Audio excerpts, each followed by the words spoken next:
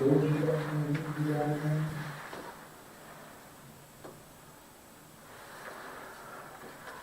third reading is taken from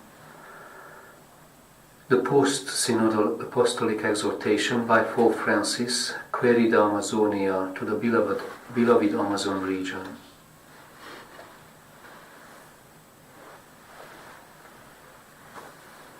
Chapter 1, paragraph 15. To feel outrage and to beg forgiveness. We need to feel outrage as Moses did, as Jesus did, as God does in the face of injustice. It is not good for us to become inured to evil. It is not good when our social consciousness is dulled before an exploitation that is leaving destruction and even death throughout our region, jeopardizing the lives of millions of people and especially the habitat of peasants and indigenous peoples. The incidents of injustice and cruelty that took place in the Amazon region, even in the last century, ought to provoke profound abhorrence, but they should also make us more sensitive to the need to acknowledge current forms of human exploitation, abuse and killing.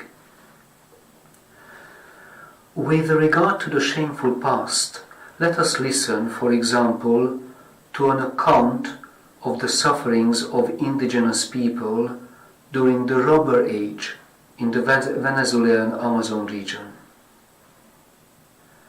They gave no money to the indigenous people, but only merchandise for which they charged dearly, and the people never finished paying for it. They would pay for it, but they were told, "You are racking up a debt," and the indigenous person would have to go back to work. More than 20 Yekuna towns were entirely razed to the ground. The Yekuna women were raped and their breasts amputated. Pregnant women had their children torn from the womb. Men had their fingers or hands cut off so they could not sail, along with other scenes of the most absurd sadism.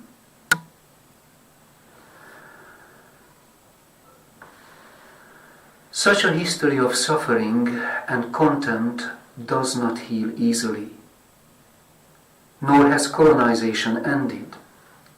In many places it has been changed, disguised and concealed, while losing none of its contempt for the life of the poor and the fragility of the environment.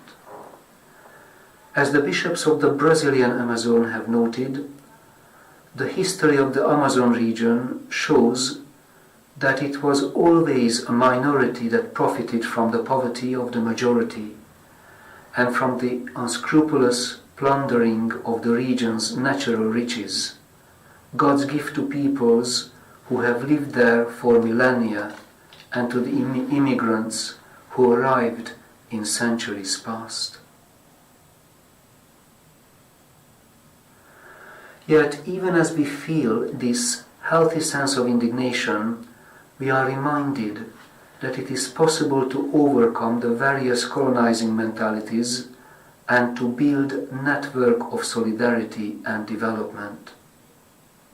The challenge, in short, is to ensure a globalization in solidarity, a globalization without marginalization.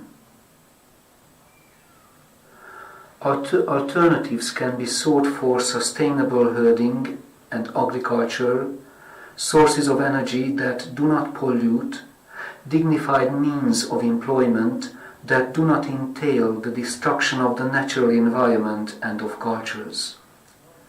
At the same time, the indigenous people and the poor need to be given an education suited to developing their abilities and empowering them. These are the goals to which the genuine talent and shrewdness of political leaders should be directed.